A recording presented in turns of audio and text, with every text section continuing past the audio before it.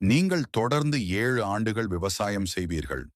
நீங்கள் அறுவடை செய்யும் விளைச்சலில் உண்பதற்கு தேவையான மிக சொற்ப அளவை தவிர மற்ற அனைத்தையும் அதன் கதிர்களிலேயே சேமித்து வையுங்கள்.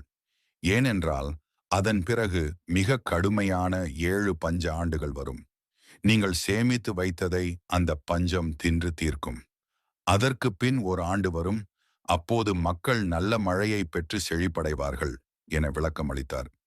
இந்த துல்லியமான விளக்கத்தை கேட்ட மன்னர், அவரை உடனே என்னிடம் அழைத்து வாருங்கள் என உத்தரவிட்டார். ஆனால் யூசுப் அலைஹிசலாம் அவர்கள் உடனே சிறையை விட்டு வெளியேறவில்லை. தன் மீது சுமத்தப்பட்ட களங்கத்தை போக்க விரும்பினார்.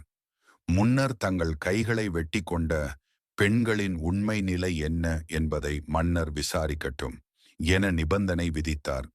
விசாரணை தொடங்கியது. அந்த பெண்கள் அனைவரும், அல்லாஹ் தூய்மையானவன், அவரிடம் நாங்கள் எந்த குறையையும் காணவில்லை என்றனர்.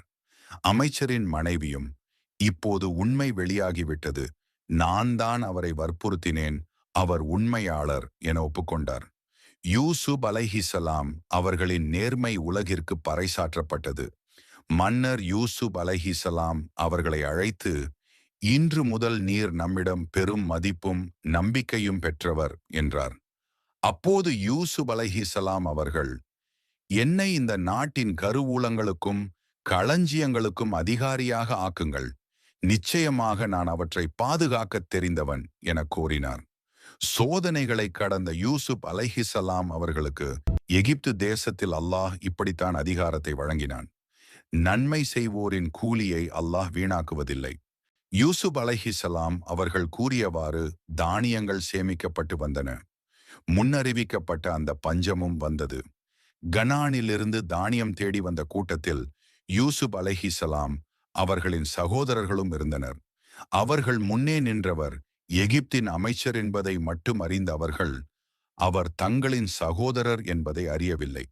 ஆனால் தர்ம சங்கடமான நிலையில் நின்ற அவர்களை தன் சகோதரர்கள் என்று யூசுப் அலைஹிசலாம் அடையாளம் கண்டு கொண்டார்.